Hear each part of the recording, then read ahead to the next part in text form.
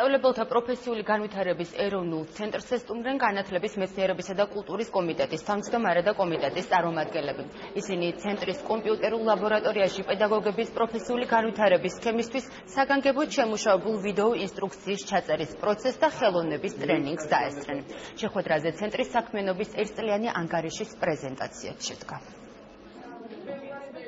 გავიცანით ადგილზე მიმდინარე ტრენინგებს, როგორც სახელოვნებო, ასევე მენეჯმენტის კუთხით.